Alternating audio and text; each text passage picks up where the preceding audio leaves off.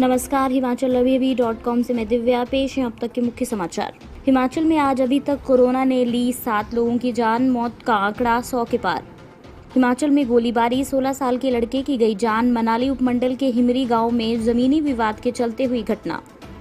हफ्ते में दूसरी बार होगी जयराम कैबिनेट की बैठक, इन मुद्दों पर फैसला ले सकती है सरकार। पॉलीटेक्निक की परीक्षा में कोरोना पॉजिटिव अभ्यर्थी नहीं बैठ सकेंगे। हिमाचल की नई पंचायतों की वार्ड बंदी और वोटर लिस्ट बनाने को 75 दिन का समय।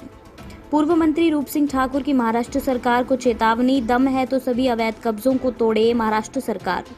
पंजाब में कृषि बिल पर बवाल बढ़ा, पूर्व सीएम बादल के घर के बाहर किसान ने खाया जहर। रूस की कोरोना वैक्सीन सवालों के घेरे में, 7 में से 1 व्यक्ति पर दिखा स्पुतनिक वी का दुष्प्रभाव। चीन ने पहली बार स्वीकारा गलवा घाटी में हुई झड़प में मारे गए थे उसकी फौज के सैनिक। अब समाचार विस्तार से। आपके स्वास्थ्य का प्रहरी, श्री बालाजी हॉस्पिटल, कांगड़ा, हिमाचल। हिमाचल प्रदेश में कोरोना ने भयंकर रूप धारण कर लिया है। इस भयंकर बीमारी से मौत का आंकड़ा लगातार बढ़ता जा रहा है। अभी तक कोरोना से 7 लोगों की मौत हो चुकी है। इनमें से आईजीएमसी में 3, टांडा मेडिकल कॉलेज में 3 और नेरचौक मेडिकल कॉलेज में 1 कोरोना संक्रमित ने दम तोड़ दिया। शिमला स्थित आईजीएमसी में देर रात 3 कोरोना पॉजिटिव मरीजों की मौत हो गई है। शिमला के रझाना न्यू शिमला के पास रहने वाली 42 वर्षीय महिला की देर रात 1:30 बजे मौत हो गई। ये महिला 8 सितम्बर से आईजीएमसी में उपचाराधीन थी। दूसरी मौत सिरमौर के नाहन चसी शुरला की रहने वाली 61 साल की महिला की हुई है। महिला को देर रात ही नाहन से शिमला लाया गया था, लेकिन शिमला आईजीएमसी पहुंचने से पहले ही महिला की मौत हो गई थी। जबकि तीसरी मौत हमीरपुर के सुजानपुर के रहने वाले 64 साल के व्यक्ति की हुई है, जो 5 सितंबर से आईजीएमसी में उपचाराधीन था। इन सभी में कोरोना संक्रमण की पुष्टि हुई थी। सीएमओ शिमला सुरेखा चोपड़ा ने 3 लोगों की मौत की पुष्टि की है। Doctor Rajendra Prasad medical college एवं अस्पताल में अंसोली मटौर के एक व्यक्ति ने आधी रात को दम तोड़ दिया। इस व्यक्ति को 17 सितम्बर को अस्पताल में दाखिल किया गया था। जसिंहपुर के सासी के 65 वर्षीय पुरुष की आज सुबह मौत हो गई। इसे 17 सितम्बर को अस्पताल में उपचार के लिए लाया गया था। पुराना कांगड़ा का 70 वर्षीय पुरुष जो जोनल अस्पताल धर्मशाला में उपचाराधीन था, ने कल रात 8 बजे दम तोड़ दिया। व्यक्ति की टेस्ट रिपोर्ट कोरोना पॉजिटिव पाई गई थी। इसके अलावा एक व्यक्ति की नेरचौक मेडिकल कॉलेज में मौत हुई है। हिमाचल प्रदेश में हुई एक गोलीबारी की घटना में 16 साल के लड़के की जान चली गई। घटना मनाली उपमंडल के हिमरी गांव में जमीनी विवाद के चलते हुई।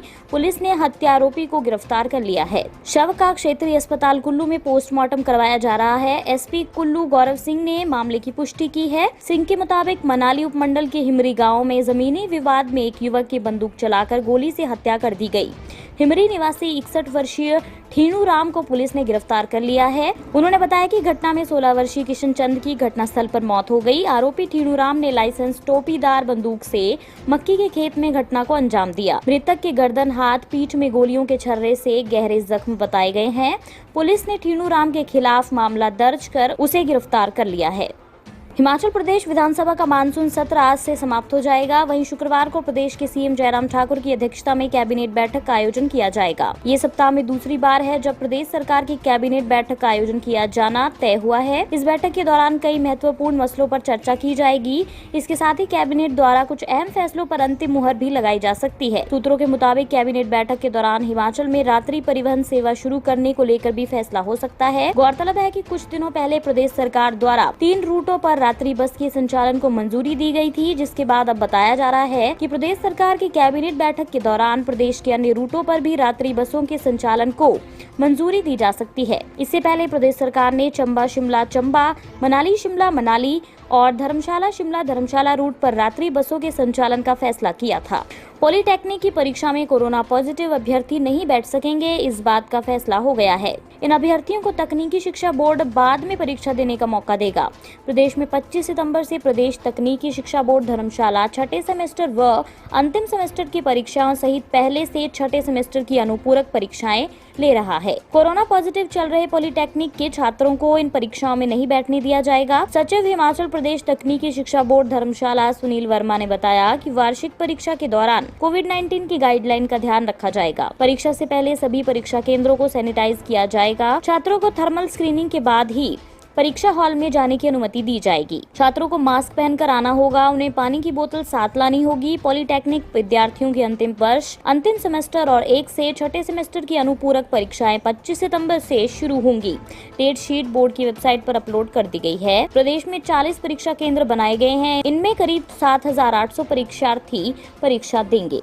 अन्य समाचार ब्रेक के बाद।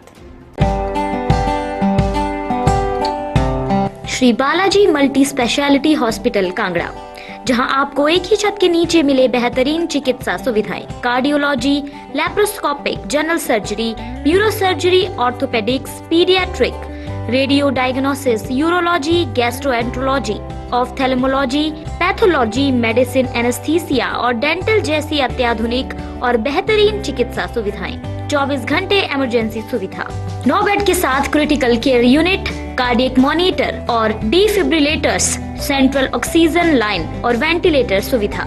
हिमाचल प्रदेश के सबसे बड़े निजी स्वास्थ्य सेवा प्रदाताओं में से एक Shri Balaji multi speciality hospital Kangra राष्ट्रीय स्वास्थ्य बीमा योजना के साथ सूचीबद्ध Shri Balaji multi speciality hospital Kangra BPL परिवारों के लिए अस्पताल में कैशलेस भर्ती होने के साथ ही ईसीएच की भी सुविधा। हमारा पता Shri Balaji multi speciality hospital, Balaji Vihar, Ujjain, Kangra. संपर्क करें 9218411108 पर। Shri Balaji multi speciality hospital Kangra.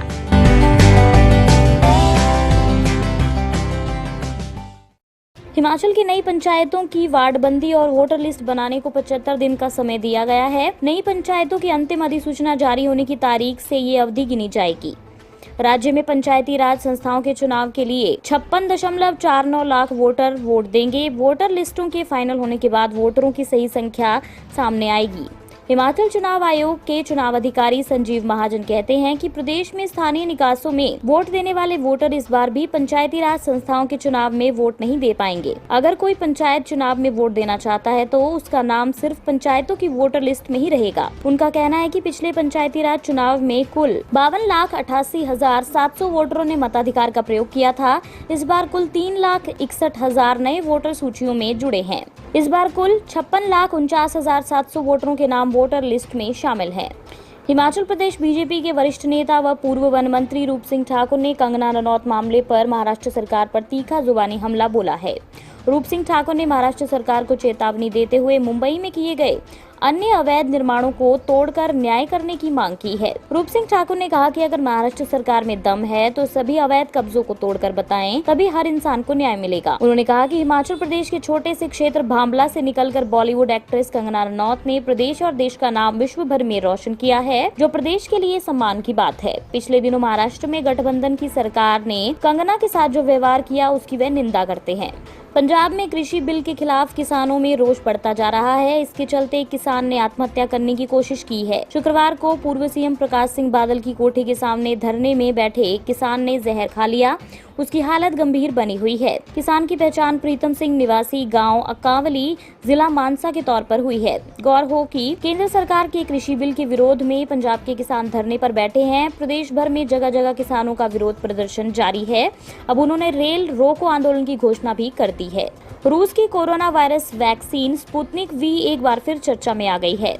दरअसल इस वैक्सीन को जिन लोगों को लगाया जा रहा है उनमें से 7 में से एक स्वयंसेवक पर इसके दुष्प्रभाव देखे जा रहे हैं। रूस के स्वास्थ्य मंत्री मिखाइल मुराशको ने इसकी जानकारी दी है। राज्य द्वारा संचालित तास समाचार एजेंसी के अनुसार मुराशको ने कहा कि 40,000 घोषित स्वयंसेवकों में से 300 से अधिक को अब तक स्पुतनिक वी वैक्सीन लगाई गई है। ताश ने मुराशको के हवाले से लिखा, लगभग 14% स्वयंसेवकों ने 24 घंटे कमजोरी, मांसपेशियों में दर्द और शरीर के तापमान में कभी-कभी वृद्धि की शिकायतें की। कोरोना वायरस वैक्सीन लगने के अगले दिन लक्षणों में कमी आ गई। वैक्सीन लगने के बाद आने वाली जटिलताओं को निर्देशों में वर्णित किया गया है और ऐसे लक्षण दिखाई देना पूर्वानुमान योग्य है। भारत और चीन के बीच मई की शुरुआत से सीमा विवाद जारी है। चीन वास्तविक नियंत्रण रेखा पर घुसपैठ की कोशिश कर रहा है, जिसका भारतीय सेना के जवान मुंह तोड़ जवाब दे रहे हैं। इसी बीच चीन ने पहली बार माना कि गलवा घाटी की झड़प में उसके सैनिकों की भी मौत हुई थी। इससे पहले तक चीन इस बात को मानने से इनकार कर रहा था। चीनी अखबार ग्लोबल टाइम्स के संपादक ने माना कि गलवा घाटी में चीन की सेना को नुकसान पहुंचा था और कुछ जवानों की जान भी गई थी। अखबार के प्रधान संपादक हू शिजिन ने रक्षा मंत्री राजनाथ सिंह के एक बयान को ट्वीट कर लिखा कि जहां तक मुझे पता है, गलवा घाटी की झड़प में चीनी सेना के जवानों की मरने वालों की संख्या भारत के 20 के आंकड़े से कम थी। उन्होंने कहा कि भारत ने चीन के किसी सैनिक को बंदी नहीं बनाया, जबकि चीन ने उस दिन ऐसा किया था। इसी के साथ ये बुलेटिन यहीं समाप्त होता है। अगला रेडियो बुलेटिन सुनिए शाम 7:30 बजे। तब तक के लिए नमस्कार। आपके स्वास्थ्य का प्रहरी श्री बालाजी हॉस्पिटल, कांगड़ा, हिमाचल।